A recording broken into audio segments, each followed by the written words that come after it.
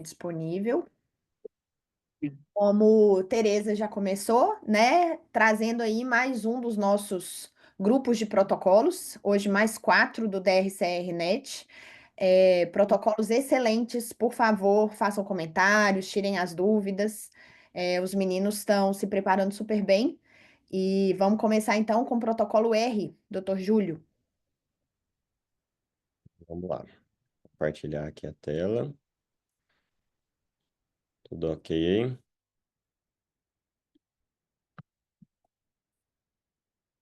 Estão conseguindo ver? Sim. Sim. Então, vamos lá. O protocolo R, ele foi desenvolvido nos meados de 2011, 2012 e publicado em 2015. E qual que era, então, o objetivo geral desse protocolo? Era avaliar se o nepafenaco tópico reduziria o volume retiniano em olhos de edema macular diabético não central após 12 meses, já que eles fizeram o estudo em 12 meses, e isso comparado ao placebo. E por que que eles queriam fazer isso? Porque era uma falta, tinha uma falta de uma opção que era segura, acessível e não invasiva para impedir que esse edema macular progredisse. E qual foi o desenho do estudo? O estudo era um estudo fase 2, multicêntrico, duplo cego randomizado, com o estudo aparentemente que eles queriam colocar de 125 olhos. E aí, eles colocaram os objetivos detalhados. Então, primeiro, avaliar a redução do volume retiniano, avaliar a progressão para edema macular central, avaliar a acuidade visual desses pacientes e a segurança dessa medicação durante esse tempo de 12 meses. Quais eram os critérios de elegibilidade para o estudo? Idade maior de 18 anos, ser diabético, e na avaliação, é interessante aqui, de vários estudos que a gente viu, é que a acuidade visual ela tinha que ser boa. Ela tinha que ser maior que 20/32, já que o edema macular ele era não central. Então, tinha que ter um espessamento da retina não central no OCT. Os grupos de tratamento eram dois grupos. O primeiro grupo, o grupo do Nepafenaco, 0,1%, 61 olhos, era aplicado três vezes ao dia, uma gota. E o grupo do placebo, mesma coisa, 64 olhos. Quais foram os desfechos que eles gostariam de avaliar durante esse estudo? A mudança média no volume retiniano, a espessura do subcampo central, a proporção que evoluía então para o edema macular central, a acuidade visual desses pacientes e, como a gente já falou, a segurança dessa medicação.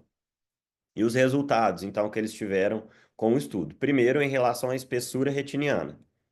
O baseline, para a gente entender, desses pacientes, do nepafenaco era uma média aí de 227, mais ou menos 29 micra. O placebo era 218, mais ou menos 25 micra. Então, esses pacientes, depois, com o tratamento, eles tiveram uma variação média aí de mais ou menos 9 micra e mais ou menos 7 micra no grupo do placebo. Já a acuidade visual desses pacientes, no grupo da medicação, ele teve uma variação de uma melhora de 0,2 letras. E no grupo do placebo, uma piora de 0,3 letras. Mas, lembrando, nesses dois exemplos que eu dei, tanto da espessura, tanto da acuidade, o P não foi significativo. Então, não teve um valor estatístico. E em relação à perda, né, uma piora da acuidade visual de mais de 10 letras, foi em 5% dos pacientes no grupo da medicação e 3% no grupo placebo. Sobre a progressão para edema macular central, né, envolvido aí no tratamento. Do nepafenaco, 11% dos pacientes e do placebo, 14%, mas também sem significância estatística. O que que eles avaliaram que tiveram de eventos adversos? O paciente queixava de uma visão borrada em 7% do grupo da medicação e 8% do grupo do placebo. Ceratite, que era um medo que eles tinham por um uso prolongado da medicação, teve um caso em cada grupo. O aumento de pressão também não foi tão significativo, não teve nenhum grupo que teve elevação de maior que 10 milímetros de mercúrio, então não foi significativo, e os eventos sistêmicos não teve nenhuma relevância. A discussão do artigo não teve uma melhora da espessura retiniana, já que a gente vê que essa variação ela era muito grande, então teve paciente que diminuiu, teve paciente que aumentou e não foi significativo para esse tipo de tratamento, principalmente comparando ao placebo. Não teve melhora da visão, pelo que a gente viu também, praticamente 0,2 letras, não teve significância estatística nenhuma. E os dados, né, desse estudo, eles contrastam com os estudos positivos para o edema macular após a catarata. E eles colocam isso como uma hipótese interessante, né? Porque o mecanismo, na teoria, ele é diferente. E uma das hipóteses que eles colocavam lá é que, primeiro, a retina do diabético ela já seria uma retina, entre aspas, doente, diferente do paciente pós-catarata, que às vezes nunca teve nada ali na retina e pelo também do tempo de exposição, a relação com uma cirurgia, né, o quadro clínico do paciente. Então, eles colocam essas hipóteses de um mecanismo das duas doenças serem diferentes. E quais foram as limitações do estudo? Era um estudo restrito ao edema macular não central, então não daria para a gente ter algumas possibilidades aí de avaliar bem a questão da acuidade visual, né, por não ser central, e entre outros fatores dessa evolução do edema macular não central para o central. A adesão do paciente também bem interessante. Eles colocam uma adesão de 60%. E por quê? No estudo, eles fizeram uma avaliação que os pacientes, toda vez que estavam usando a medicação, eles levavam os frascos para serem pesados durante as consultas, para eles saberem se realmente o paciente estava usando correto, estava pingando as gotas corretamente. E 40% dos pacientes não fizeram isso, não levaram. Então, uma limitação que eles colocam também, que essa adesão ao uso, né, que foi um tempo muito prolongado, de um ano, poderia ter atrapalhado alguma coisa no estudo. E o que que a gente tira de conclusão? Que os olhos, em olhos com edema macular diabético não central e boa acuidade visual, o nepafenaco tópico não demonstrou benefício clínico significativo no ACT, nessas análises ou na acuidade visual. O perfil de segurança, ele foi favorável, então a gente viu que não teve muita complicação em relação à medicação. E aí, o que fica de ponto final para a gente entender que a aplicação dos anti-inflamatórios tópicos pode permanecer útil para o edema macular pós-catarata, mas não é recomendado no momento que foi feito esse estudo para prevenção ou progresso do edema macular não central. É isso. Muito obrigado. Joia, Júlio, muito bom. Isso aí é até legal, que como a gente está fazendo esses estudos na ordem cronológica, a gente viu aquele protocolo anterior que falou que teve um resultado, na verdade, até mais positivo, né?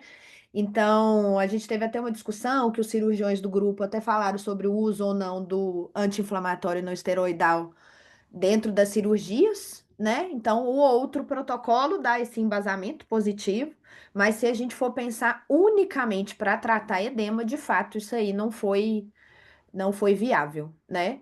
Mas como que um Exatamente. acaba entrelaçando com o outro, né? Então, apesar desse não ter um resultado positivo, também é um aprendizado, né? Então, guia a nossa conduta aí do que a gente deve talvez evitar fazer e guiar para os outros tratamentos que a gente já tem mais avançados hoje em dia, né? Que os próximos protocolos vão confirmar, né? Uhum. Excelente, Júlio.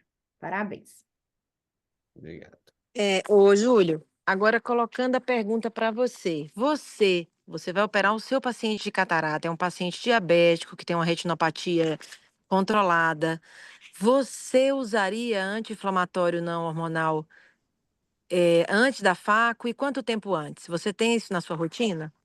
Não, eu acho que a questão do uso antes, não.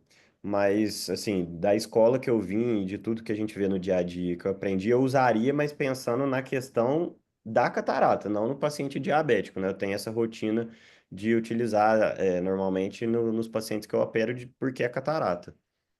Então, Exatamente, isso aí. então Isso aí. seria Ainda mais se o pensando no... paciente não tem edema. Eu acho assim, se o paciente não tem edema central, e se tem edema central, ele vai estar sendo bem conduzido com tratamento antiangiogênico, seja com corticoterapia, né, ou antiangiogênicos, que a gente Uhum. tem hoje já no mercado, né, graças a Deus. Mas antigamente, quando a gente não tinha essas drogas, o que tinha era anti-inflamatório, seja ele na forma de não hormonal ou então a própria triamcinolona, como a gente viu nos protocolos anteriores.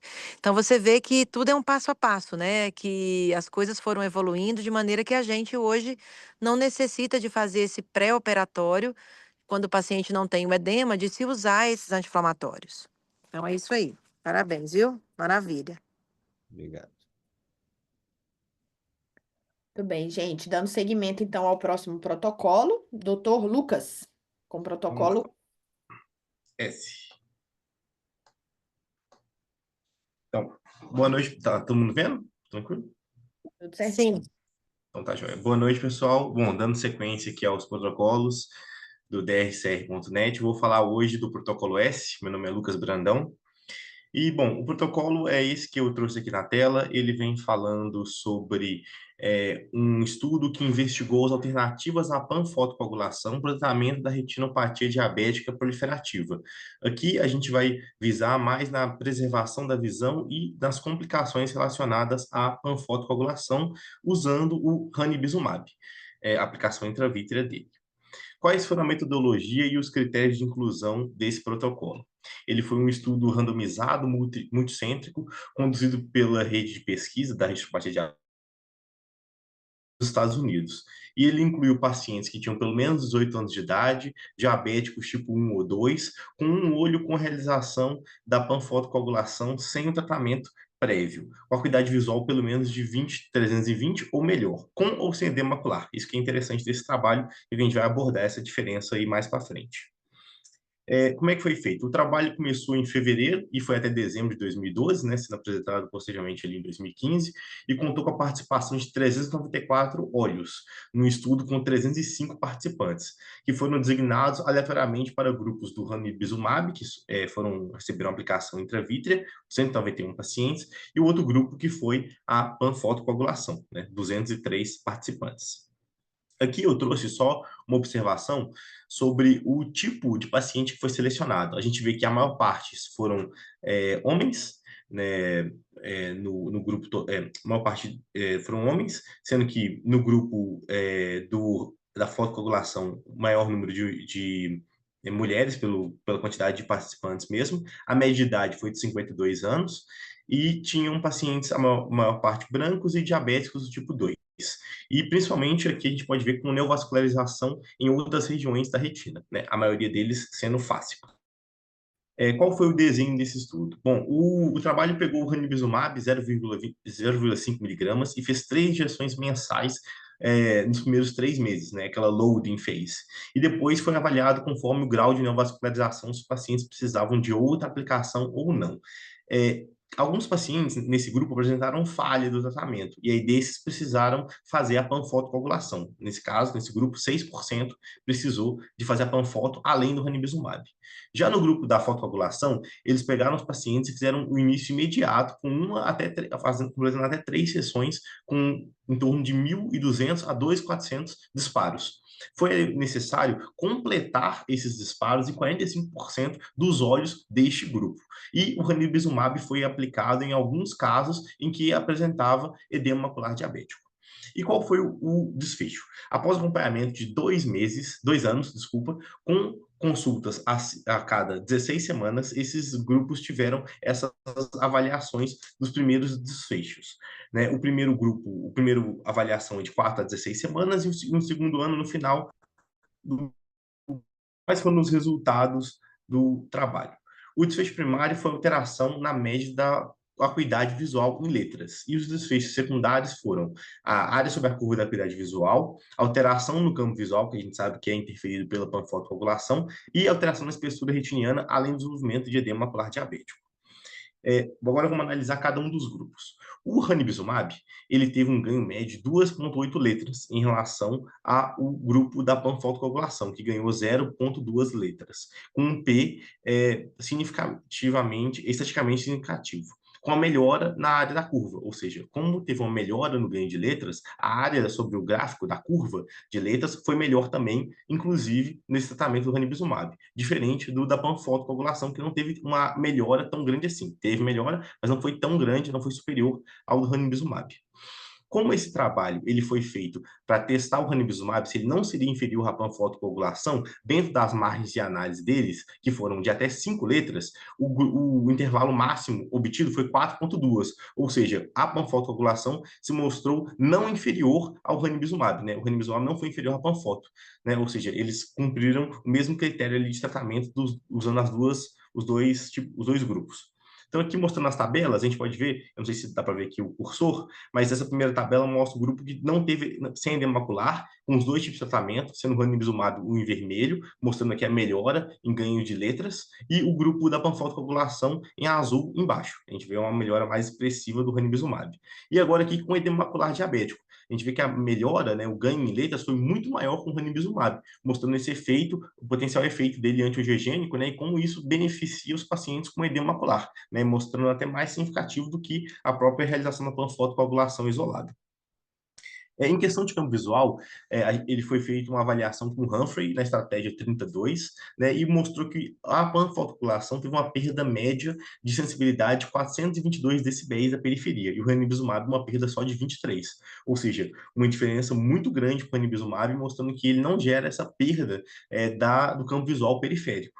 Então, assim, a panfoto tem essa ação destrutiva, leva à perda do campo visual e, consequentemente, uma limitação funcional desses pacientes, né, principalmente atividades cotidianas, dirigir, caminhar, subir escadas, né, atividades que os pacientes desempenham aí durante a vida inteira. E isso pode comprometer mesmo o dia a dia do paciente diabético, né? Esses pacientes, ainda mais os que têm retinopatia diabética proliferativa bilateral, tiveram um impacto ainda maior e mais significativo, né, na realização da panfoto. Em questão da espessura macular, que foi o terceiro desfecho avaliado, a gente vê que os olhos com retinopatia, com edema macular diabético, que foram tratados com ranibizumab, tiveram uma redução maior da espessura foveal do que em relação da panfoto. Até os olhos sem edema macular diabético, com retinopatia diabética, tiveram uma redução também mais importante. Então, a gente vê que o ranibizumab ele foi muito eficaz, né, pela essa ação antiogênica dele, e reduziu bastante o edema, e até mesmo os olhos que não tinham edema reduziu a espessura retiniana, o que é bem interessante para esses casos. Então, assim, a gente vê que esse tratamento mais específico, com anti-VEGF, ele faz uma preservação anatômica e funcional da mácula, né? Não sendo o laser também descartado nesses casos aí, né? E quais foram as conclusões desse trabalho, assim, para a gente finalizar? O ranibizumab ele não foi inferior, né, à terapia da panfotocoagulação na acuidade visual dos 2 anos, com tendência de superioridade ao longo do tempo. Ou seja, se fosse analisado por talvez mais tempo esse estudo, a gente veria que o ranibizumab talvez teria resultados ainda melhores. Ele preservou o campo visual, ou seja, é importante os pacientes que têm olho único ou pacientes que têm os dois olhos com retinopatia diabética proliferativa.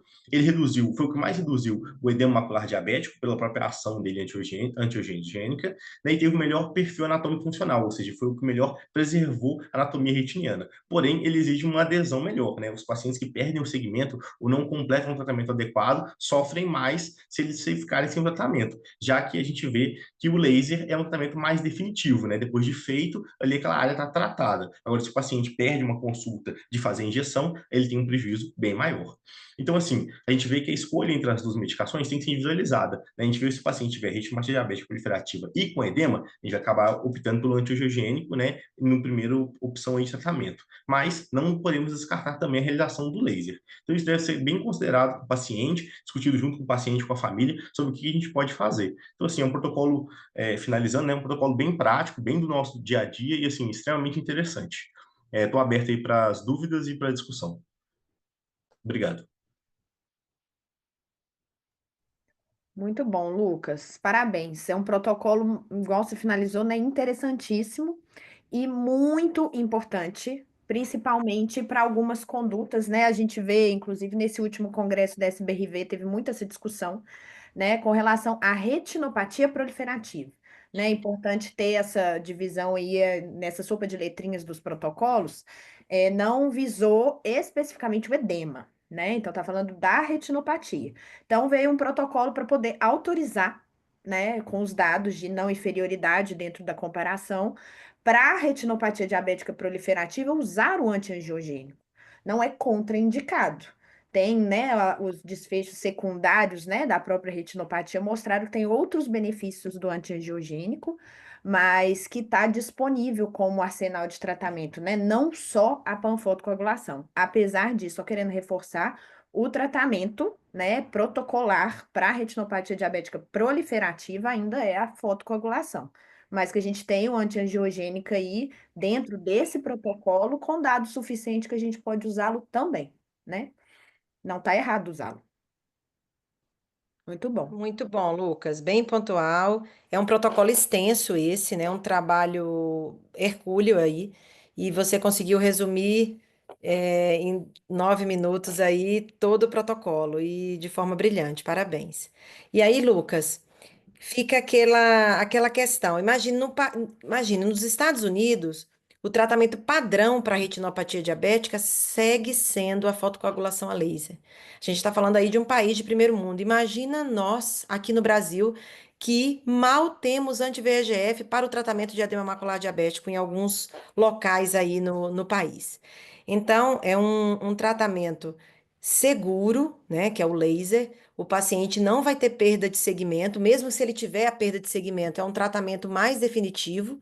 E os nossos pacientes, principalmente os do SUS, eles tendem a assumir por questões de logística, de transporte, de saúde, que a saúde deles é debilitada multifuncionalmente, né? Os pacientes diabéticos nossos do SUS, eles vêm com um combo de várias patologias associadas, não apenas a retinopatia diabética. E aí, quanto mais você tem um tratamento mais definitivo ali para a retinopatia, esquece do edema, tá? Do edema macular, porque realmente o tratamento padrão ouro são os antiangiogênicos, o que tiver, né, disponível, o que tiver na mão é o que a gente faz.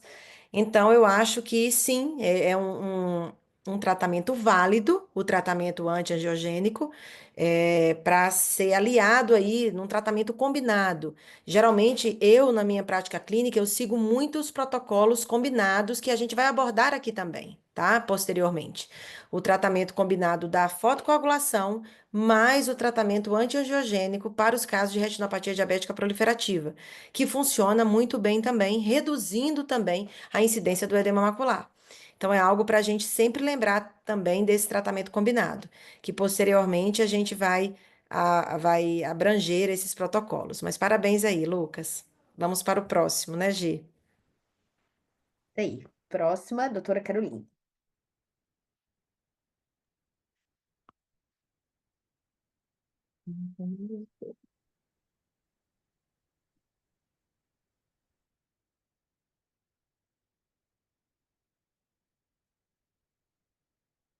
Apareceu aí, certinho?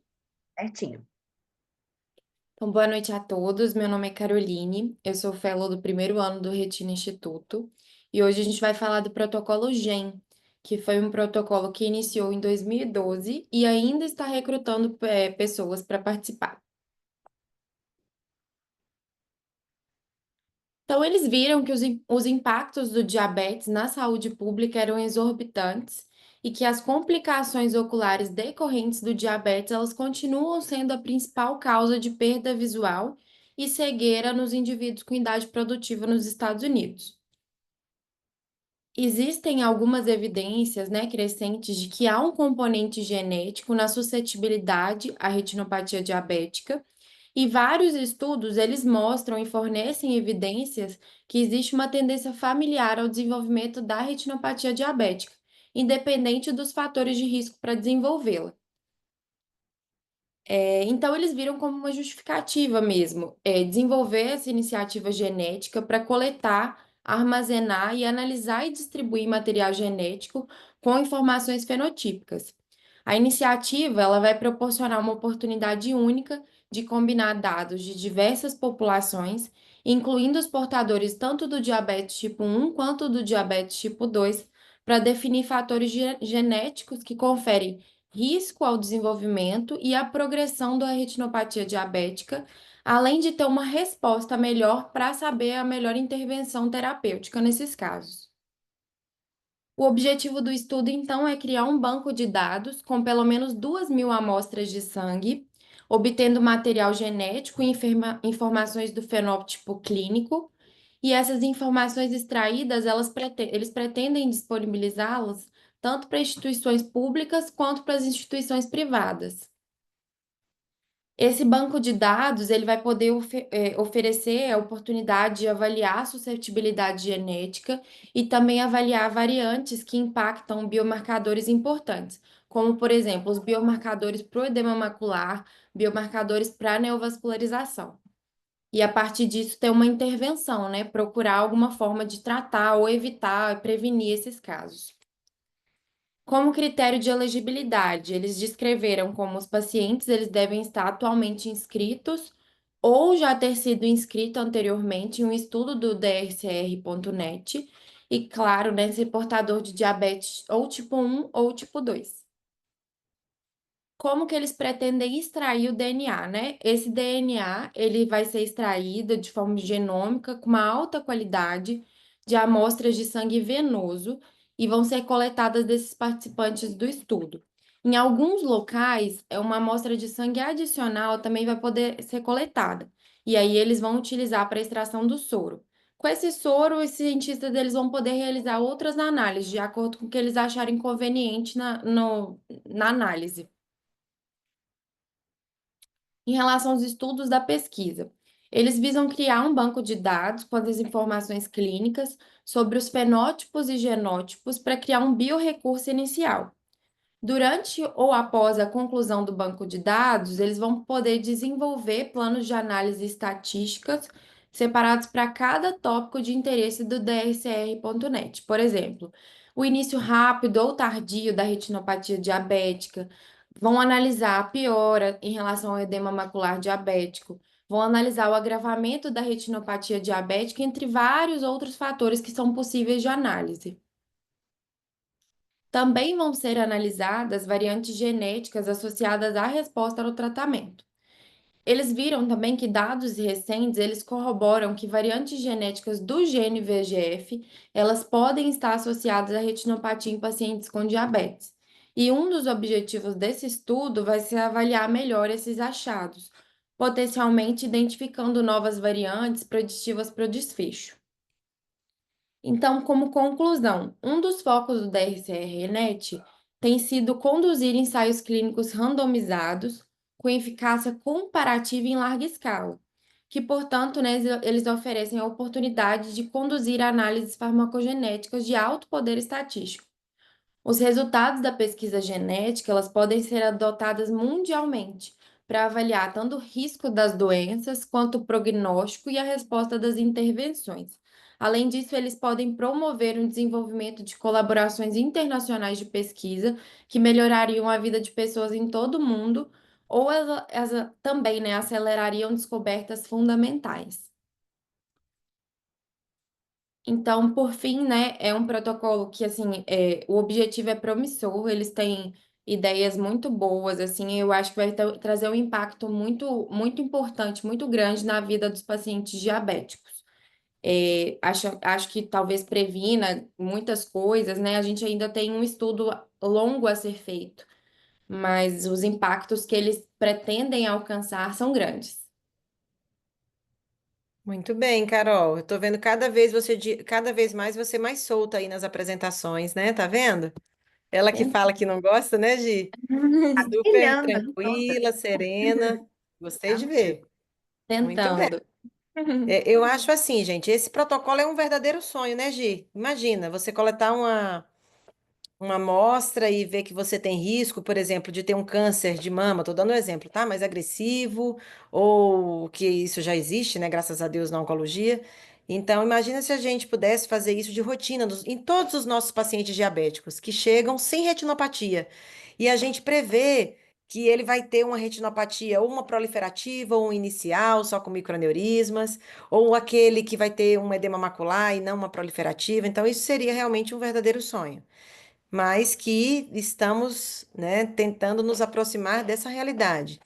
Eu acho que cada vez mais a gente se aproxima disso, né? A medicina hoje em dia, ainda mais com inteligência artificial, com tudo que tem, né, sendo desenvolvido, eu acho que a genética vai vir com tudo, não apenas na retina, né, nas doenças da retina, mas na medicina como um todo.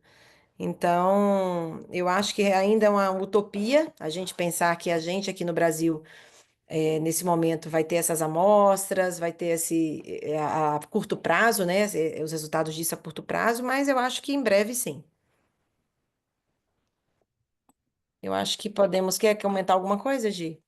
Não, só ia reforçar que assim, interessantíssimo a gente estar discutindo isso sempre, né, Tê, da importância da Sim. genética e da enfim, da individualidade de cada um dos pacientes, né? Então vai ser assim, num sonho, talvez muito Aham. longo, mas né, que a gente oriente para aquele paciente um tratamento X ou Y. A gente sabe que não é todo diabético que desenvolve a retinopatia.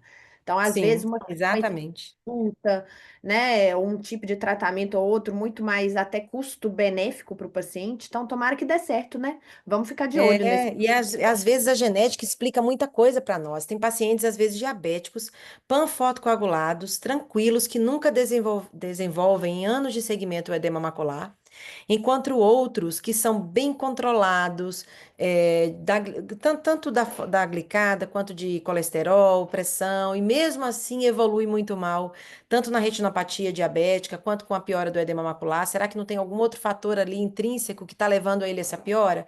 Então, a genética com certeza vai vir acrescentar nessas questões. Tomara Eu que dê certo. Bem, tava... agora, A Gabi quer Gabi, falar. pode Ela falar, quer fala um falar? Lucas, negócio. Júlio, é o Júlio. Pode Eu falar, Não tava Gabi. sou eu. conversando, eu tava até conversando com o Rodrigo disso. A gente pegou, assim, outro contexto era de distrofia, mas essa parte de genética. Eu acho que na nossa cadeira de medicina é um negócio que a gente tem muito pouco, a gente sabe muito pouco. Então, eu concordo muito e a gente até conversou disso. É algo que tá para crescer mesmo, para a gente entender muito mais como que a gente trata o paciente diretamente com o entendimento da genética, né? Exato, isso aí. Se Deus quiser, né, Júlio? É. Vamos pensar positivo, vai dar certo. Gabi, pode Bem, falar. gente, Eu Gabi, tava a Gabi tá aí? tô. Tá com a mãozinha, a Gabizinha. com a mãozinha, Gabi. Não, eu ia complementar mesmo o que vocês falaram. É que eu acho que também dá muita resposta para o paciente, que às vezes o paciente fica muito frustrado de que ele trata, faz tudo certo, e mesmo assim ele tá lá desenvolvendo um edema, sangrando, apesar da panfoto, ou apesar do anti-VEGF. Então, isso permite que a Responsável gente. pela linha de cuidado que vai fazer com a navegação. Acho que é a Marina. E aí eu É. acho que dá um pouco. Melhora a nossa prática clínica quando você consegue falar isso para o paciente também. Olha, existem estudos que avaliam a genética, você tem que manter bem, mas pode ser que você seja uma pessoa que responda diferente. Isso também Uhum. ajuda a nossa prática clínica direto, contato com o paciente, né? Muito legal esse Isso, protocolo, adorei. muito bacana também. Muito Protocolo DEM, interessantíssimo. vamos esquecer não esse. Perfeito, Gabi. Agora, gente, nós vamos encerrar com um protocolo que a gente fala todo dia. Nossos pacientes diabéticos, quando a gente chega, a gente faz sempre lembrar desse protocolo T, que tem até o meu nome, tem até o T de Tereza, não esqueça nunca, né, gente? Então, assim, esse protocolo, sinceramente, ele foi, para nós, eu acho, retinólogos, um marco na escolha do antiangiogênico. Claro que, naquele tempo, eles fizeram com os antiangiogênicos existentes, inclusive incluiu aí um off-label, que a doutora Ana Luísa vai explicar aí pra gente. Mas é um protocolo que todo mundo sabe, assim, se pensar nos protocolos das letrinhas, o protocolo T vai estar na mente aí de todo mundo. Então, a Ana vai aí brilhantemente também, né, como todos os outros, esmiuçar esse protocolo aí para nós, tá? Para a gente fechar com chave de ouro. Boa aula. Boa noite, gente. Meu nome é Ana, eu sou fellow do segundo ano do RIT Instituto. Tá dando para ver minha tela certinho? Deixa eu dar um tilt aqui, Ok, Aninha. tá? Então, beleza. Vamos falar do protocolo T, que é bem interessante, porque é bem aplicado no nosso dia a dia. Eu peguei esses dois estudos, que foram o resultado do primeiro ano e do segundo ano. O estudo aconteceu entre 2012 e 2018. E qual que era o objetivo dele? Era comparar a eficácia e a segurança da injeção intravítrea das três drogas que a gente usa, que é o aflibercept, o bevacizumab e o ranibizumab, em pacientes que tinham edema macular diabético central, com uma acuidade visual entre 20/32 e 20/320. O estudo, então, ele avaliou 660 olhos, dividido igualmente em três grupos, e acompanhou o paciente por 2 anos de follow-up, sendo que o resultado primário era no primeiro ano, e nesse primeiro ano esse paciente era reavaliado a cada 4 semanas. Os critérios de elegibilidade. O paciente tinha que ter mais de 18 anos, somente um olho do estudo podia participar, ele tinha que ter aquela acuidade visual que a gente falou, entre 20/32 e 20/320, a espessura retiniana tinha que ser maior ou igual a 250 no ACT e o paciente tinha que ter o diagnóstico de DM1 ou 2. Outro critério importante era que o paciente não podia ter tido injeção intravítrea nos últimos 12 meses ou qualquer outro tratamento para diabetes nos últimos para retinopatia diabética nos últimos 4 meses. Os grupos de tratamento, então, foram 3. O primeiro era 2 mg de aflibercept, o segundo 1,25 mg de bevacizumab e o terceiro 0,3 mg de ranibizumab. Como que eram feitas as injeções? O paciente recebia injeção no baseline e depois ele ia repetindo a cada 4 semanas, a não ser que a acuidade visual estivesse 20/20 ou melhor, espessura retiniana menor que 250, ou o paciente não respondesse ao tratamento. Aqui eu acho importante falar que teve paciente que precisou de resgate com laser ou com tratamento com corticoide, mas eles só utilizavam esse resgate após 4 meses de tratamento. E quais eram os desfechos de eficácia que eles avaliaram? O primário, mais importante, era a melhora da acuidade visual. O secundário, eles queriam avaliar muita coisa. Se teve alteração da acuidade visual em 4 meses e 2 anos, o número de intravítreas, a proporção de olhos com ganho ou perda de 2 ou 3 linhas, alteração do edema, a proporção de olhos com espessura menor que 250, a regressão da gravidade da retinopatia diabética ou necessidade de outros tratamentos e alteração da pressão e da função renal.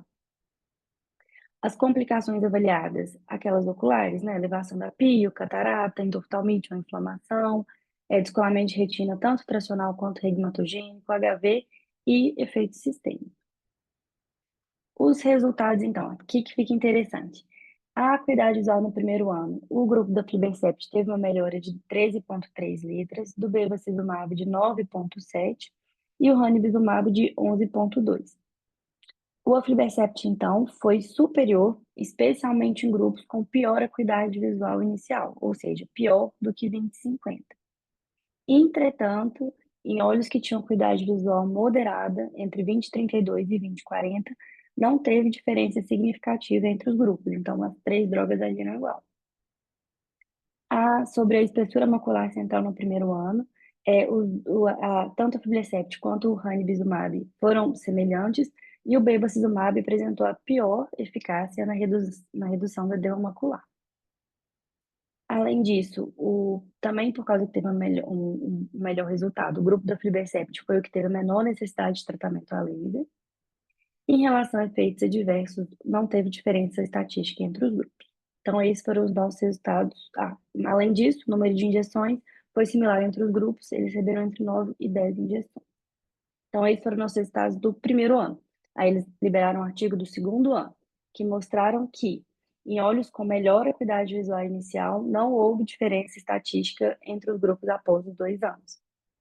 Entretanto, se a acuidade visual era 20/50 ou pior, o benefício do aflibercept, eu vou embolar tudo isso, né? Aflibercept sobre o ranibizumab diminuiu e não foi mais estatisticamente significante, mas o aflibercept continuou superior ao bevacizumab.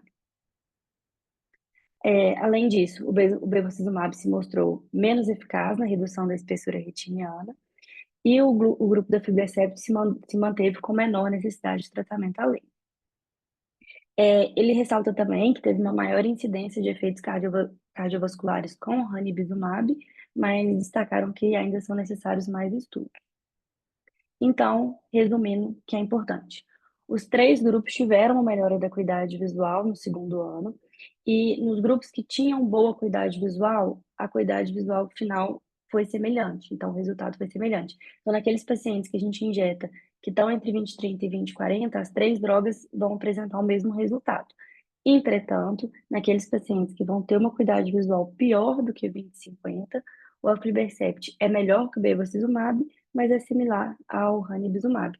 Então, isso é muito importante para a gente, porque a gente sabe que tem uma diferença de preço, que nem todos os pacientes conseguem pagar as 3 drogas, então a gente saber que a gente pode escolher com segurança e com eficácia semelhante, a gente pode indicar para o paciente aquilo que ele consegue pagar. E é isso. Obrigada. Muito bom, né, gente? Esses nossos fellows, eles brilham. Muito bom. Então, gente, eu acho assim, o melhor antiangiogênico, vamos pensar que eu estou no SUS, né? O melhor antiangiogênico é o que a gente tem na mão para aquele paciente. Então, se eu estou no SUS, só tenho Beva, graças a Deus que eu tenho Beva. Vamos fazer, entendeu? Você viu que ele aí, ele não foi, ele foi realmente, né, inferior estatisticamente aos pacientes do grupo do ranibizumab e do grupo do aflibercept, tá? Mas aqueles pacientes com visão um pouco melhor, ele teve uma eficácia semelhante. Então, claro, aqueles pacientes com visão pior e você tem a oportunidade de fazer um antiangiogênico melhor, vamos fazer ali ou Lucentis ou aflibercept. Geralmente, na minha prática, eu utilizo mais o aflibercept em pacientes com visão pior, pratico isso até hoje, graças ao protocolo T, que mostrou muito bem esses resultados. Então, é um protocolo que, inicialmente, você explicou aí, ele faz 5 injeções iniciais, né, de cada agente, depois ele parte aí para um modelo PRN, que é o que eu geralmente faço. Eu, em alguns pacientes meus diabéticos, eu utilizo sim o protocolo Tratar e Estender. Tem vários protocolos que mostram a eficácia do tratar e estender nos pacientes diabéticos, mas acaba que em alguns eu vou ali tratando e observando ao mesmo tempo, fazendo um PRN, assim como o protocolo T, que funciona muito bem também para o diabético. Acho que o protocolo PRN, se a gente for pensar em patologia, ele funciona bem para o diabético, mas não tanto assim para o paciente com degeneração macular, por exemplo. Eu acho que para o paciente com DMRI, a gente segue muito bem o tratar e estender.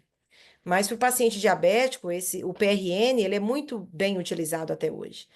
Então, é um protocolo, Aninha, que a gente vai ainda ouvir por anos sobre o protocolo T, porque foi o primeiro estudo comparativo entre 3 antiangiogênicos para o tratamento do edema macular diabético.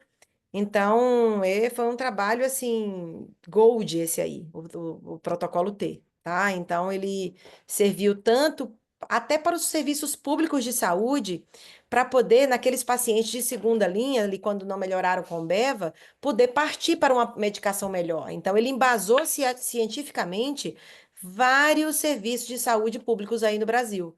Então, ele veio a agregar muito para os nossos pacientes que às vezes não respondiam bem por exemplo, ao bevacizumab, que é o que a gente, né, tem aí no Sistema Único de Saúde. Então, ele teve esse papel também, esse papel público, né, para melhorar a saúde pública aí dos nossos pacientes, essa saúde visual dos nossos pacientes.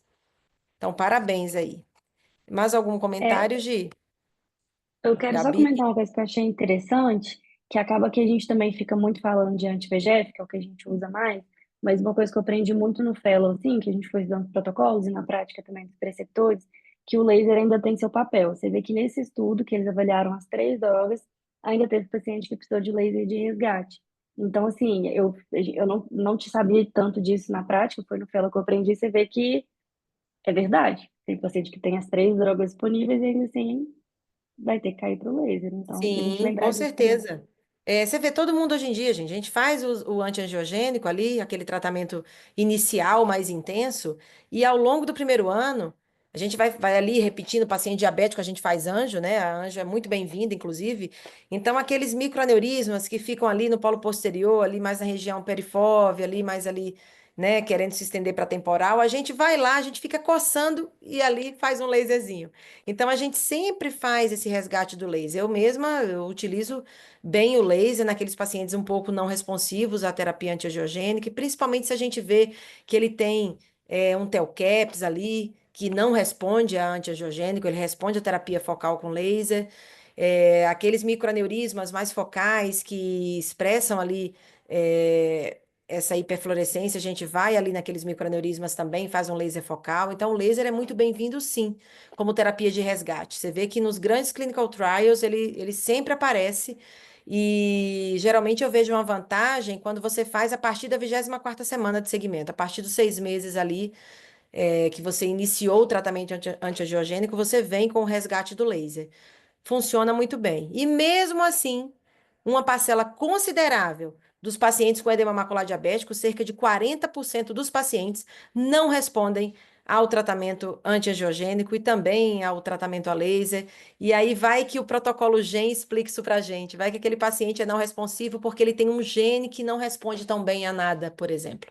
Então, são perguntas que a gente sempre vai ficar fazendo. Quantas vezes nós não nos questionamos, nossa, eu fiz de tudo, fiz ali o melhor antiangiogênico que tinha, estou ali seguindo ele metabolicamente, ele está indo ali no endócrino, eu estou vendo os níveis pressóricos, né, com o cardio está mandando relatório, tudo certinho, tudo redondinho, e aquele paciente ali dando sinais de evolução da doença, de cronicidade do edema, com perda ali neural daquelas células da retina, evoluindo para a fase crônica degenerativa que não funciona com tratamento algum.